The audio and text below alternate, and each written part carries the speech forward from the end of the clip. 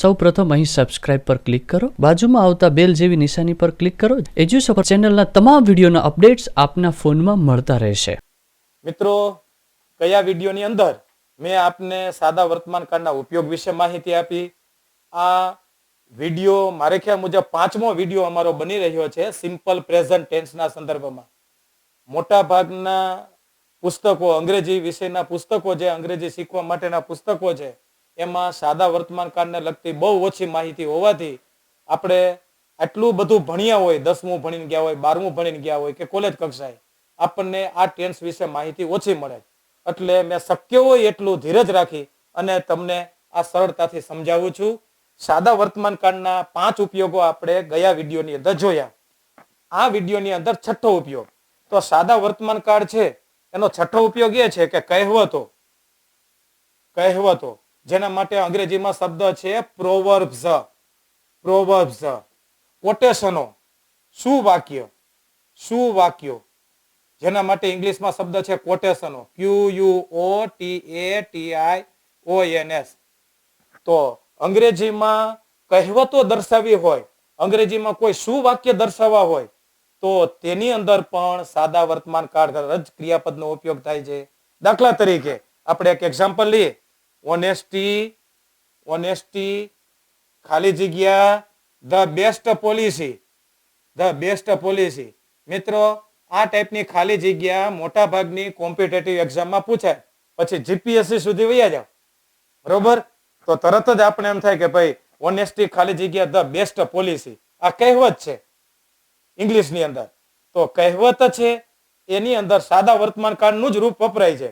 તો અહીંયા બી આપ્યું છે, તો ઓનેસ્ટી છે એ ત્રીજો પુરુષ એકવચન કરતા, જેટલા નામ છે એ નામ ત્રીજો પુરુષ એકવચન કરતા ને એને ત્રીજો પુરુષ આપણે ગણીને એકવચન, તો એ ઇઝ આવશે. Honesty is the best policy.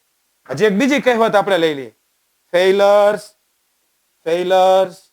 ખાલી જગ્યા ધ પિલર્સ ઓફ સક્સેસ. મિત્રો, ટાટની પરીક્ષાની અંદર આ ખાલી જગ્યા પૂછાયેલી. કાઉન્સની અંદર અહીંયા શબ્દ આપ્યો તો બી. તો જો તમે સાદા વર્તમાનકાળને બરોબર સમજાવો વિડીયો દ્વારા, તો તરત જ તમને ખ્યાલ આવી જાય કે આ એક કહેવત છે. તો એ કહેવત સાદા વર્તમાનકાળમાં દર્શાવાય છે. પછી આની અંદર વિકલ્પ પણ આપે, ઇઝ આપે, આર આપે, વોઝ આપે, વેર આપે. તો ફેઇલર્સ બહુવચન કરતા છે, તો તરત જ આપણે કહેવત છે એટલે અહીંયા આર આવશે. Failures are the pillars of success. તો કહેવતો છે કોટેશનો. જો દાખલા તરીકે હજી આપણે બીજું એક્ઝામ્પલ લઈ લઈએ. એવરી ડાર્ક ક્લાઉડ ખાલી જગ્યા એ silver lining, SILVER, silver lining, LINING. કાઉન્સની અંદર છે ટુ હેવ. તો તરત જ આપણને પ્રશ્ન થાય કે આમાં શું વાપરવું. નિયમ મિત્રો, આ ઉપયોગો તમારે ખાસ શીખવા પડે. ગ્રામર એકદમ ઈઝી છે, પણ જે કંઈ અમે માહિતી આપીએ છીએ એને પેલા સમજો અને યાદ રાખવાની કોશિશ કરો. કહેવતો, પ્રોવર્બ્સ અંગ્રેજીમાં તો કેટલી બધી કહેવતો આપણને એમ કે રોજબરોજ જોવા મળતી હોય. હવે તો ગુજરાતી વાતાવરણમાં પણ મિત્રો શું વાક્યો અંગ્રેજીમાં આપણને અવારનવાર એમ કે સાંભળવા મળે છે. તો તમામ પ્રકારની કહેવતો દર્શાવવા માટે એમાં જે ક્રિયાપદ વપરાય છે, ક્રિયાપદ સાદા વર્તમાનકાળમાં હશે. Honesty is the best policy, પ્રામાણિકતા એ સૌથી ઉત્તમ નીતિ છે. Failures are the pillars of success, નિષ્ફળતામાં સફળતા છુપાયેલી. અહીંયા ઇઝ છે, આર છે, સાદા વર્તમાનકાળનું જ ક્રિયાપદ વપરાયું છે.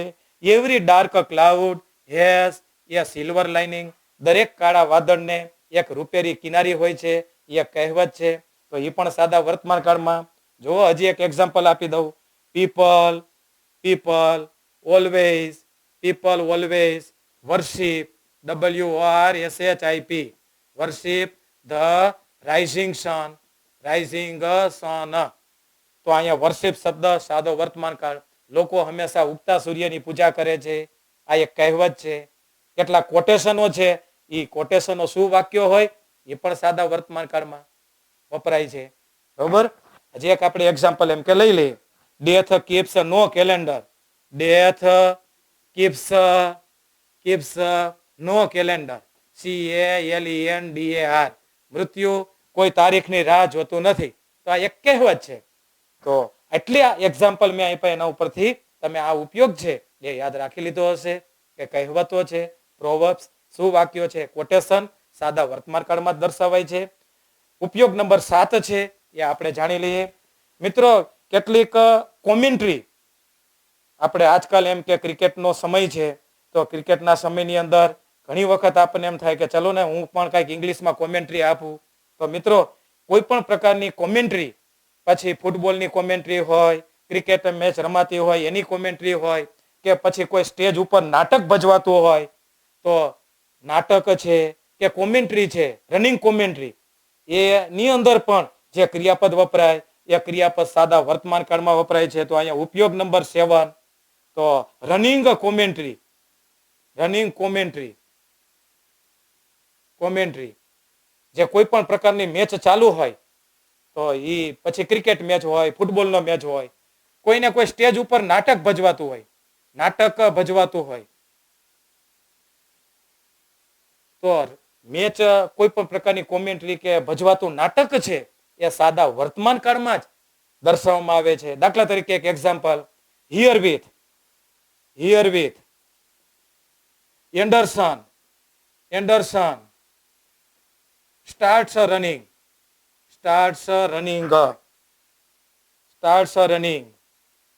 he passes the umpire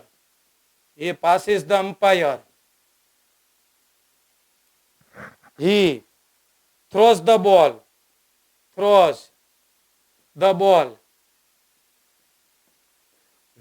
Kohli hits the ball and gets 4 runs. તો આવી કોઈ પણ પ્રકારની એમ કે મેચ ચાલુ હોય, તો એની અંદર જે ક્રિયાપદ વાપરવું એ ક્રિયાપદ સાદા વર્તમાન કાળમાં. આ સાથે એન્ડરસન છે એ બોલ ફેંકવા માટે દોડે છે, તો હિયર વિથ એન્ડરસન સ્ટાર્ટ્સ એ સાદો વર્તમાન કાળ. he passes the અમ્પાયરને પસાર કરે છે, તો passes સાદો વર્તમાન કાળ. he throws the ball, તે બોલને ફેંકે છે, તો એ ફેંકે છે સાદો વર્તમાન કાળ. કોહલી હિટ્સ ધ બોલ, તો હિટ્સ સાદો વર્તમાન કાળ. કોહલી એમ કે દડાને ફટકારે છે, એન્ડ ગેટ્સ 4 runs, અને 4 રન મેળવે છે. તો ગેટ્સ છે એ સાદા વર્તમાન કાળમાં. તો સાદા વર્તમાન કાળનો 7મો ઉપયોગ, કોઈ પણ પ્રકારની કોમેન્ટ્રી, ફૂટબોલની હોય, ક્રિકેટની હોય, એ દર્શાવી હોય, કોઈ પણ પ્રકારનું સ્ટેજ ઉપર નાટક ભજવાતું હોય, તો એ પણ સાદા વર્તમાન કાળમાં જ દર્શાવવામાં આવે છે. સાદા વર્તમાન કાળનો 8મો ઉપયોગ એ છે, એ પણ એમ કે અગત્યનો છે. મિત્રો, દરેક કાળની સાથે એ કાળને ઓળખવા માટે કેટલાક શબ્દો અચૂક એ કાળની અંદર એમ કે વપરાતા હોય છે. તો આપણે 8મા ઉપયોગની અંદર આપણે એ યાદ રાખીશું કે સાદા વર્તમાન કાળમાં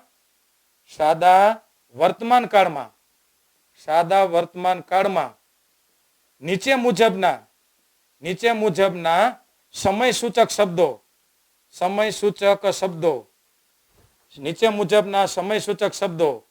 વપરાય છે, વારંવાર વપરાય છે. તો એ સમય સૂચક શબ્દ હોય તો સમજી લેજો કે એ આપેલ કાળ છે એ સાદા વર્તમાન કાળમાં જ છે, એમ સમજી લઈએ. તો એવા કયા શબ્દો છે, તો એમાં પહેલો શબ્દ આવે છે ટુડે. જ્યારે આપેલ વાક્યમાં ટુડે શબ્દ હોય તો સમજી લેવાનું કે એ સાદા વર્તમાન કાળનું જ ક્રિયાપદ છે. તો હું આમાં આના ઉપરથી એક્ઝામ્પલ મારે મૂકવું તો મૂકી શકું. ટુડે ઇઝ સન્ડે, આજે રવિવાર છે. તો આ ટુડે ઉપરથી હું એમ ખ્યાલ આવી શક્યો કે ભાઈ આ વાક્ય છે સાદા વર્તમાન કાળમાં. તો ટુડે છે, ડેઈલી છે, ડેઈલી એટલે દરરોજ. તો એ ડેઈલી શબ્દ હોય ત્યારે એમાં જે ક્રિયાપદ વપરાશે એ ક્રિયાપદ સાદા વર્તમાન કાળમાં વપરાય. દાખલા તરીકે, father goes to the office daily. પિતાજી દરરોજ ઓફિસે જાય છે. તો ડેઈલી ઉપરથી મેં ખાલી જગ્યામાં સાદા વર્તમાન કાળનું ક્રિયાપદ વાપર્યું, ટુડે, ડેઈલી. પછી એવરી ડે, તો એવરી ઉપરથી કોઈ પણ શબ્દ આવે, એવરી ડે આવે, પછી એવરી યર આવે,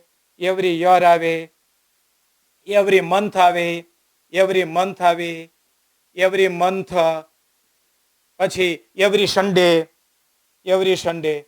ટૂંકમાં એવરી શબ્દ હોય ત્યારે સમજી લેવાનું કે એ સાદા વર્તમાન કાળનો ઉલ્લેખ કરે. દરરોજ બનતી ક્રિયા છે એવરી ડે. જો દરરોજ અમે શાળાએ જઈએ છીએ તો every day we go to school.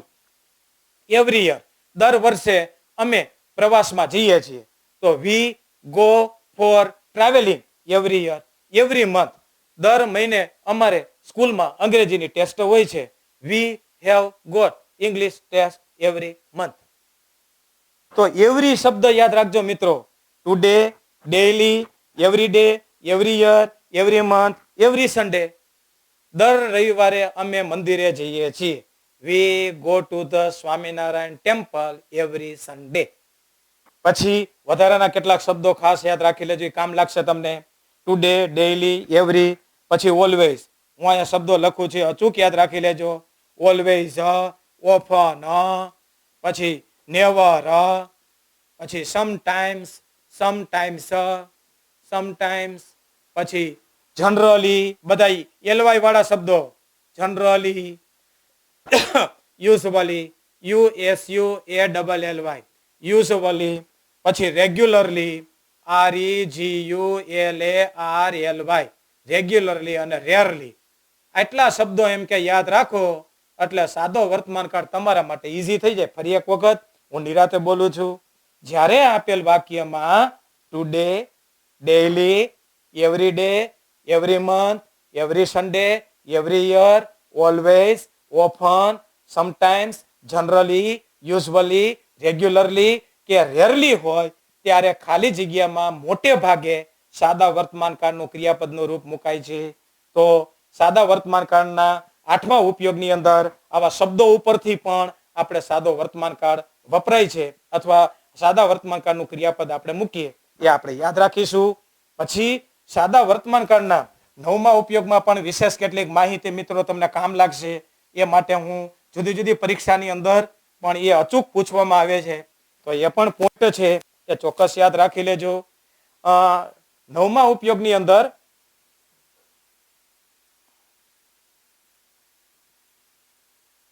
આપણે જેમ જેમ હવે ગ્રામર ભણતા જઈએ છીએ એમ તમને વધારે ખ્યાલ આવતો જશે. ઇફ અને અનલેસ વાક્ય રચના. ઇફ અને અનલેસ વાળું વાક્ય શરત દર્શાવે અને એ શરત દર્શાવતું વાક્ય